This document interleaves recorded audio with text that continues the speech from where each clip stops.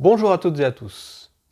Puisque dans cette vidéo j'analyse les huiles d'un producteur et que je le cite, je précise que j'ai acheté tous les produits que j'ai testés. Ce n'est donc pas une vidéo sponsorisée et n'ai aucun partenariat avec eux. Oui, vous pouvez trouver des huiles très intéressantes chez les petits producteurs, mais il est important de sortir des deux mythes les concernant. Le mythe du waouh, c'est trop bien, c'est bio, c'est artisanal, bref, c'est parfait, et le mythe du c'est trop aléatoire et trouver plus rassurant d'acheter une grande marque. Les petits producteurs sont des acteurs importants de l'aromathérapie et il serait dommage de faire l'impasse sur ce qu'ils proposent, mais il serait tout aussi dommage d'acheter les yeux fermés. J'ai donc profité de mon passage dans le massif des Vosges pour pousser la porte d'une production locale d'huile essentielle, celle de la ferme du bien-être, bien évidemment je vous mets le lien en description, voir ce qu'elle propose pour partager avec vous ce que j'y ai trouvé de bien et de moins bien. J'ai en plus eu la chance d'assister à une distillation puisque le distillateur est visible depuis la boutique, ce qui m'a permis d'avoir un échange intéressant avec la personne en charge de la distillation. La boutique est vraiment super jolie et agréable et l'accueil est vraiment au top, d'autant plus que je les ai énormément sollicités. Je leur ai même demandé les analyses chimiques qu'ils m'ont fournies sans aucune hésitation. Pour situer, le massif des Vosges, c'est dans la région Grand Est. Ce qui est important de souligner, c'est que la végétation du massif des Vosges est dominée par les résineux. Pins, sapins, épicéas, etc. Je m'attends donc à trouver des huiles essentielles de résineux, puisque la notion de production locale n'a de sens que si on distille les plantes locales. Et en effet, on retrouve plusieurs huiles essentielles de résineux dans leur présentoir. En plus, il y a un testeur de disponible pour chacune des huiles, et ça m'a bien été utile. J'ai donc choisi 3 huiles essentielles de résineux que je vais analyser pour vous. Le cyprès, le sapin des Vosges et le pin sylvestre. Mais avant ça, une bonne et une mauvaise surprise. Je commence par la mauvaise. Dans le présentoir, je vois de l'huile de laurier noble. Si vous avez suivi ma vidéo sur le laurier noble, je précise dans celle-ci qu'il faut être vigilant sur la provenance de cette huile et privilégier une provenance du bassin méditerranéen. On ne peut pas vraiment dire que les Vosges fassent partie du bassin méditerranéen. Je prends le testeur, je sens et là, c'est clair, ça le fait pas. L'odeur n'est vraiment pas au rendez-vous. Je demande par acquis de conscience la provenance du laurier noble, on me répond que c'est du laurier noble de Hollande. On s'éloigne un peu plus du bassin méditerranéen. Je demande l'analyse chimique qui va confirmer mon ressenti. Le taux d'oxyde terpénique est en dessous du minimum qu'on est en droit d'attendre pour un laurier noble de qualité thérapeutique. Mais bon, ce n'est pas une production locale, c'est du laurier qu'ils distillent pour des Hollandais. En contrepartie, ils en vendent. Bref, je ne m'attarde pas trop sur le sujet, je n'en mettrai pas dans mon panier. La bonne surprise par contre, c'est sur la menthe poivrée. Pour le coup, là je suis bluffé. Une odeur très agréable, je sens une huile de qualité et je n'hésite pas à en acheter pour mon usage personnel. C'est certainement une des meilleures menthes poivrées que j'ai eu à sentir. Je peux la recommander sans aucune hésitation. J'ai quand même demandé l'analyse chimique qui confirme que c'est une huile de qualité. Les taux de menthol et menthone sont au rendez-vous. Vraiment rien à redire si ce n'est qu'elle est super agréable. On revient à nos résineux car ce sont eux spécifiquement que j'avais envie de tester puisque c'est la région des résineux. Pour vous simplifier la vie et vous éviter de prendre des notes, vous retrouverez comme d'habitude tout ce que je vais dire et bien plus dans l'article associé à la vidéo.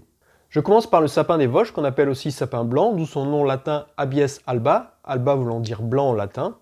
Ce n'est pas une huile qu'on emploie trop souvent et d'ailleurs elle est peu décrite dans la littérature. Globalement, c'est une huile riche en monoterpènes. Si vous n'êtes pas habitué aux familles chimiques, je vous renvoie vers ma dernière vidéo sur le sujet. Sans trop rentrer dans le détail, le tropisme de cette huile est essentiellement les affections des voies respiratoires, mais on l'utilise également pour ses propriétés toniques. Côté odeur, rien à redire, l'odeur est bonne, on retrouve clairement l'odeur caractéristique des résineux. À ce stade, on peut déjà se dire qu'elle pourra s'intégrer facilement dans une synergie à diffuser pour assainir et parfumer l'air ambiant. D'ailleurs, j'ai oublié de dire tout à l'heure, mais assainir l'atmosphère fait partie de ses compétences. Sa richesse en terpènes lui donne ce côté antiviral et antibactérien bien utile pour assainir l'atmosphère pendant les périodes de contagion hivernale par exemple. L'analyse chimique montre une composition conforme aux attentes, ce qui permet de conclure assez rapidement qu'on a affaire à une huile de qualité.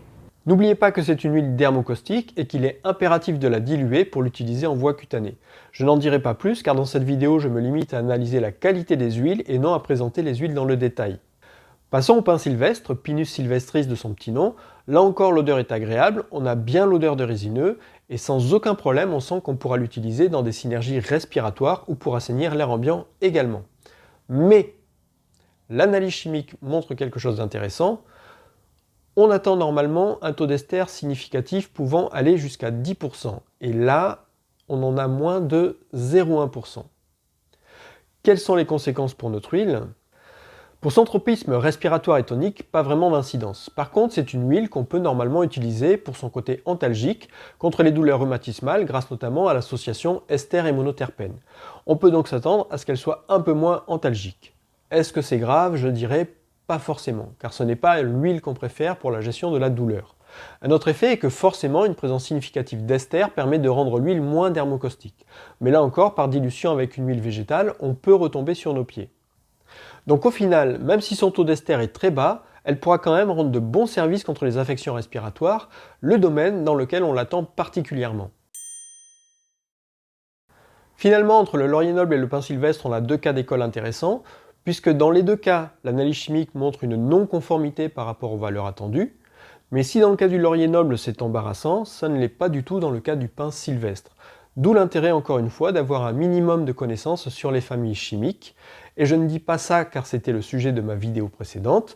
Et au passage, je rappelle qu'on n'a pas besoin de connaître la chimie pour faire ce genre d'analyse. Connaître les propriétés des familles suffit largement. Pour l'huile de cyprès, Cupressus sempervirens, de son petit nom, malheureusement, je ne devais recevoir les résultats de l'analyse chimique, mais je ne les ai pas reçus avant de tourner cette vidéo. Je mettrai donc à jour l'article associé quand je le recevrai.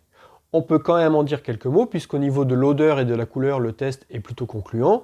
Je pense qu'on ne prendrait vraiment pas de risque à l'acheter. J'ai également acheté plusieurs plantes séchées pour mes tisanes, de l'ortie, de l'aubépine, de l'aquilée millefeuille qu'il y avait à profusion dans la région, de la mauve et du thym citronné. Mon avis sur les plantes séchées est tout aussi positif que celui sur les huiles.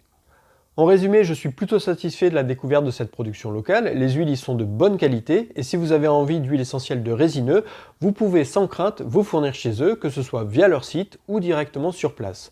Sinon, un vrai coup de cœur pour l'amande poivrée, si vous faites une commande, n'hésitez pas à l'ajouter à votre panier, c'est vraiment super. Je le redis, je n'ai aucun partenariat avec eux, je me suis simplement dit que c'était intéressant d'analyser une production locale et ne pas toujours rester sur les grandes marques. Je ne sais pas si j'en ferai d'autres. N'hésitez pas à me dire en commentaire ce que vous en avez pensé, si ça vous a plu, si vous avez trouvé ça intéressant ou autre. En attendant, prenez bien soin de vous et à bientôt pour une prochaine vidéo.